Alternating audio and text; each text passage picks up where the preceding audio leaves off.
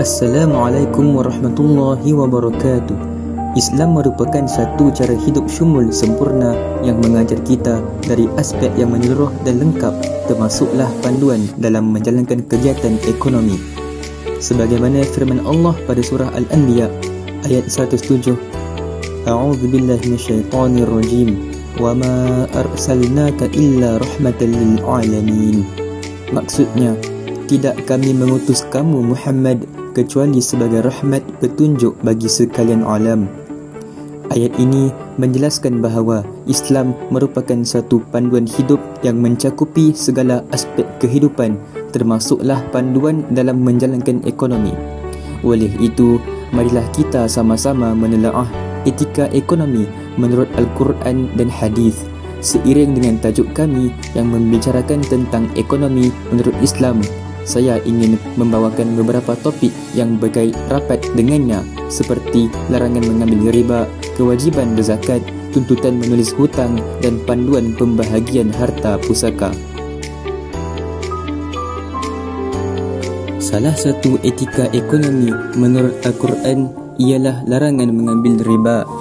Maksud riba ialah bayaran lebihan yang dikenakan kepada penghutang melebihi jumlah asal hutang dengan mengikut kadar yang tertentu. Dalil pengharaman riba berdasarkan surah Al-Baqarah ayat 275. A'udzu billahi minasyaitonir rajim. Alladzina ya'kuluna ar-riba la yaqumuna illa kama yaqumu alladzi yatakhabbathu asy-syaitanu minal mas. ذلك بأنهم قالوا إنما البيع مثل الربا وأحل الله البيع وحرم الربا فمن جاءه موعظة من ربه فانتهى فله ما سلف وأمره إلى الله ومن عاد فأولئك أصحاب النار هم فيها خالدون. Dalil pengharaman riba berdasarkan hadis daripada Abu Hurairah radhiyallahu anhu bahawa Nabi sallallahu alaihi wasallam bersabda, "Ijtanibus sab'al mubiqati."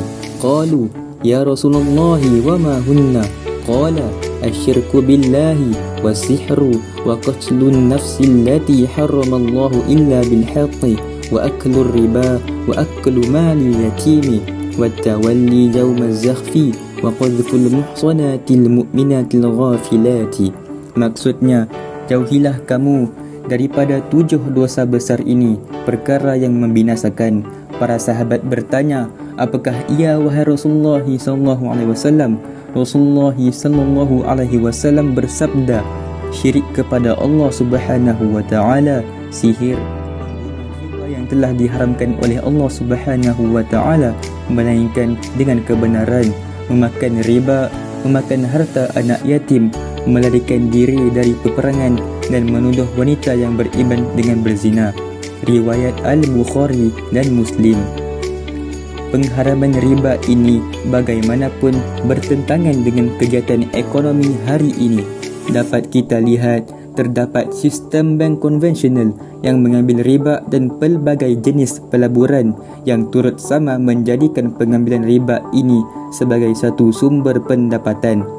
Sebagai umat Islam, kita sepatutnya menolak sebarang kegiatan ekonomi yang mengandungi unsur riba agar tidak dimurkai Allah.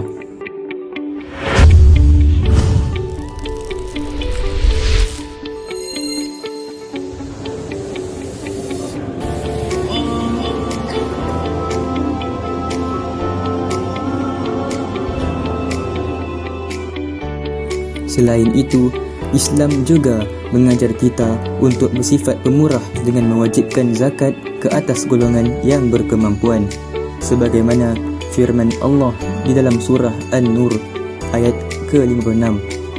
A'udzu billahi minasyaitonir rajim. Wa aqimus salata wa atuz zakata wa athi'ur rasul la'allakum turhamun. Maksudnya, dan tunaikanlah solat dan laksanakanlah zakat serta taatilah Rasul, nescaya kamu beroleh rahmat. Dan surah Al-Baqarah ayat 110. أعوذ بالله من الشيطان الرجيم وأقيموا الصلاة وآتوا الزكاة وما تقدموا لأنفسكم من خير تجدوه عند الله إن الله بما تعملون بصير.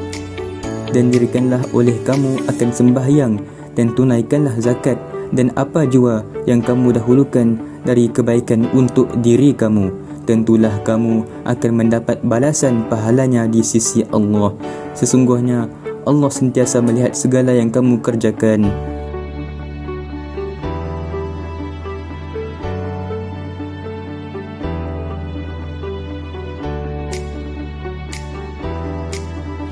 Dalil yang mewajibkan zakat berdasarkan hadis وقال صلى الله عليه وسلم حصنوا أموالكم بالزكاة وداووا مرضاكم بالصدقة وأعدوا للبلاء الدعاء. Nabi SAW bersabda, jagalah harta-harta kalian dengan zakat, ubatilah orang-orang sakit di antara kalian dengan sedekah, dan bersiap-siaplah terhadap musibah dengan doa.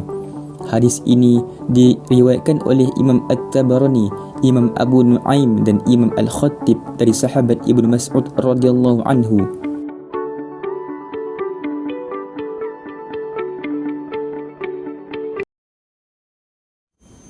Kewajiban zakat ini juga diikuti dengan tuntutan bersedekah yang sunat berdasarkan firman Allah Subhanahu wa taala dalam surah Al-Baqarah ayat 261. A'udzu billahi minasyaitonir rajim. Mathalul ladzina yunfiquna amwalahum fi sabilillahi kamathali habbatin ambatat sab'a sanabila fi kulli sumbulatin mi'atu habbah wallahu yudha'ifu liman yasha' wallahu wasi'un alim. Maksudnya, bandingan derma orang-orang yang membelanjakan hartanya pada jalan Allah ialah sama seperti sebiji benih yang tumbuh menerbitkan 7 tangkai. Tiap-tiap tangkai itu pula mengandungi 100 biji, dan ingatlah, Allah akan melipat gandakan pahala bagi sesiapa yang dikehendakinya, dan Allah maha luas rahmat kurniaannya lagi meliputi ilmu pengetahuannya. Sebenarnya, kewajiban berzakat dan tuntutan bersedekah ini dapat menstabilkan aliran ekonomi yang seterusnya mengelakkan inflasi, menurunkan kos sara hidup dan membela nasib golongan yang memerlukan. Bahkan, ia juga adalah penyelesaian hakiki dalam perdebatan antara dua blok falsafah pemikiran ekonomi, iaitu kapitalis dan komunis. Hal ini kerana zakat dan sedekah dapat menegakkan keadilan bagi golongan yang tertindas dan pada masa yang sama tidak menghalang hak pemilikan harta individu. Seterusnya, kita dituntut untuk menulis hutang berdasarkan firman Allah Subhanahu wa taala di dalam surah Al-Baqarah ayat 282. A'udzu billahi minasyaitonir rajim. يا أيها الذين آمنوا إذا تداينتم بدين إلى أجل مسمى فاكتبوه. Maksudnya, wahai orang-orang yang beriman, apabila kamu menjalankan sesuatu urusan dengan hutang piutang yang diberi tempoh hingga ke suatu masa yang tertentu, maka hendaklah kamu menulis hutang dan masa bayarannya itu. Dari sudut ekonomi, ayat ini mengajar kita untuk merekod dan menulis segala kegiatan ekonomi seperti resit, rekod pembayaran dan rekod perjanjian. Malah, kita juga diwajibkan untuk melangsaikan hutang sehingga Rasulullah SAW mengancam akibat kepada orang yang tidak melangsaikan hutangnya sebelum mati ialah akan digantikan hutang tersebut dengan pahala kebaikannya. Mati dalam keadaan berhutang, pahala kebaikannya menjadi ganti. Seseorang yang mati dalam keadaan hutangnya masih belum dilunaskan dan waris-warisnya tidak melangsaikan melalui harta pusaka si mati, maka pahala kebaikan si mati akan digantikan untuk membayar hutang tersebut.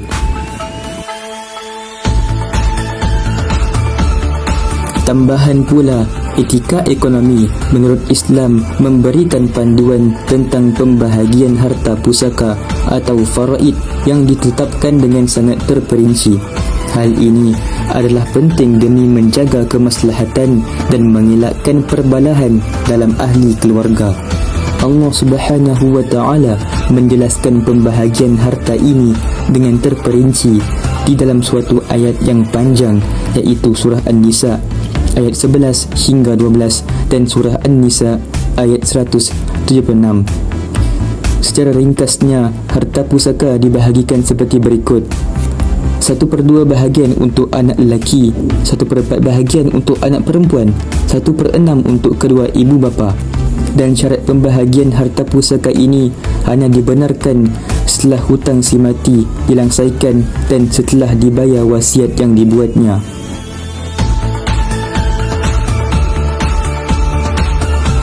Hadis daripada Abdullah bin Umar radhiyallahu anhu bahawa Rasulullah sallallahu alaihi wasallam bersabda, "Wa man mata wa alaihi dainu falaysa thamma dinaru wala dirhamu walakinnahal hasanatu wasayyiatu."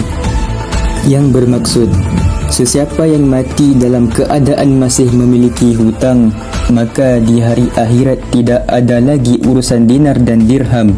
Yang ada hanyalah urusan berkaitan pahala kebaikan dan dosa kemaksiatan. Riwayat Abu Daud. Disebutkan dalam hadis lain bahawa dosa hutang tidak akan terampun walaupun mati syahid. Sebagaimana hadis daripada Abdullah bin Amr radhiyallahu anhu bahawa Rasulullah sallallahu alaihi wasallam bersabda, "Yughfaru lisyahidi kullu dhanbin illa ad-daina." Yang bermaksud diampunkan semua dosa bagi orang yang terkorban mati syahid kecuali jika ia mempunyai hutang kepada manusia. Riwayat Muslim.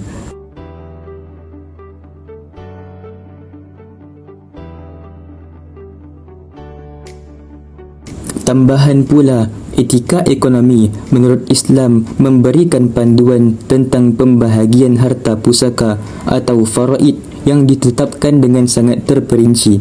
Hal ini adalah penting demi menjaga kemaslahatan dan mengelakkan perbalahan dalam ahli keluarga. Allah Subhanahu wa taala menjelaskan pembahagian harta ini dengan terperinci di dalam suatu ayat yang panjang, iaitu surah An-Nisa ayat 11 hingga 12 dan surah An-Nisa ayat 176. Secara ringkasnya, harta pusaka dibahagikan seperti berikut: 1/2 bahagian untuk anak lelaki, 1/4 bahagian untuk anak perempuan, 1/6 untuk kedua ibu bapa. Dan syarat pembahagian harta pusaka ini hanya dibenarkan setelah hutang si mati dilangsaikan dan setelah dibayar wasiat yang dibuatnya.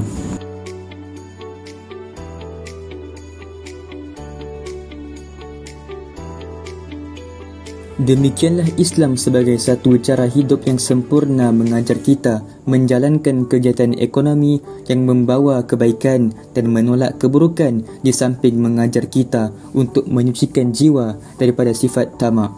Oleh itu, kita sepatutnya menerapkan etika ekonomi menurut ajaran Al-Quran dan hadis agar beroleh kejayaan di dunia dan di akhirat.